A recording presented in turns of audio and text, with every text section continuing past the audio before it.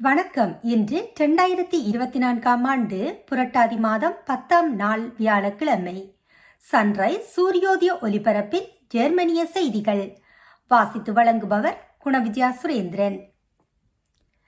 German நகரமான கொலோனில் கடந்த வாரம் 3 நாட்கள் வித்தியாசத்தில் 2 குண்டுவெடிப்பு சம்பவங்கள் நிகழ்ந்தன. கொலோன் நகரின் சிட்டி சென்டரில் அந்த 2 குண்டுவெடிப்புகளும் நிகழ்ந்துள்ளன.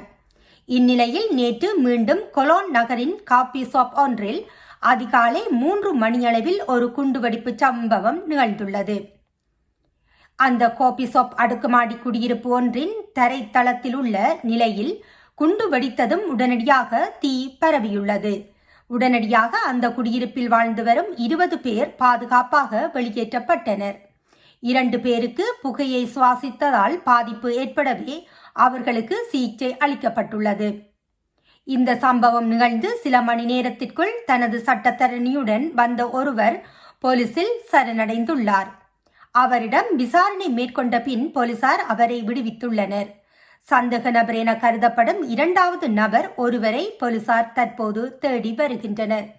இதற்கிடையில் முதற்கட்ட விசாரணையில் முன்பு நிகழ்ந்த இந்த குண்டுவெடிப்பு சம்பவங்களுக்கும் இந்த சம்பவத்துக்கும் தொடர்பு இருப்பதாக தெரியவில்லை என போலீசார் தெரிவித்துள்ளனர்.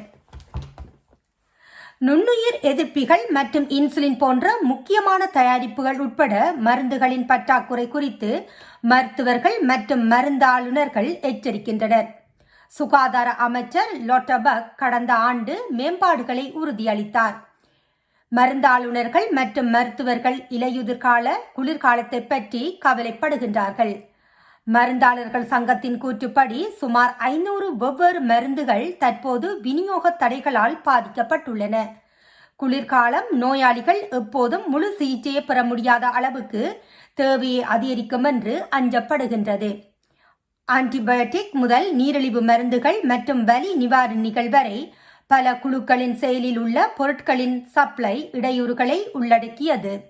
எனவே ஒரு ஆன்டிபயோட்டிக் தேவைப்படும் ஒருவரை சப்ளை இடையூறு பாதிக்கலாம்.